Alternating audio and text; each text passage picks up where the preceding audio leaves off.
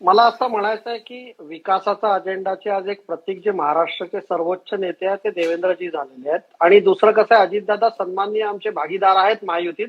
पण आज देवेंद्रजींचा एक जो वलय महाराष्ट्रात पूर्ण तयार झालाय विकासाचा महामेरू म्हणून, त्याच्यामुळे असं आहे की प्रत्येक ठिकाणी विकास हा देवेंद्रजी जास्ती चांगल्याने करू शकतात अशी त्यांची एक प्रतिमा आहे आणि त्यांचा हा ट्रॅक रेकॉर्ड पण आहे. त्याच्यामुळे मला असं वाटतं की जिथे जिथे भारतीय जनता पार्टी आणि म्हणजे जे अजितदादा राष्ट्रवादी जिथे आम्ही समोरासमोर आलो तर जनतेने देवेंद्रजींचा जो विकासाचा जो हत्खंड आहे त्याच्यावर जास्ती त्यांना विश्वास आला. आणि याचा अर्थ असा नाही की अजितदादा हे प्रचंड मेहनत करणारे आणि प्रचंड ताकदीने जमिनीवर उतरणारे नेते आहेत. सकाळी 6 पासून ते पण कामाला लागतात.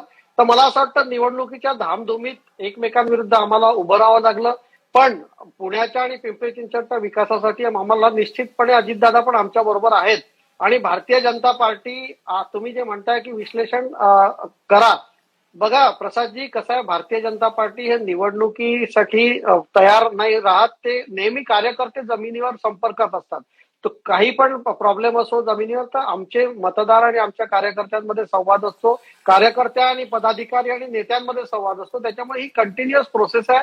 त्याच्यामुळे मला असं वाटतं ते विकासाचं विजन पंतप्रधान मोदीजींचं आहे, ते देवेंद्रजींचं आहे आणि ते खालपर्यंत पोहोचवण्याचं काम आमच्या कार्यकर्त्यांनी निश्चितपणे चांगल्याने केलंय.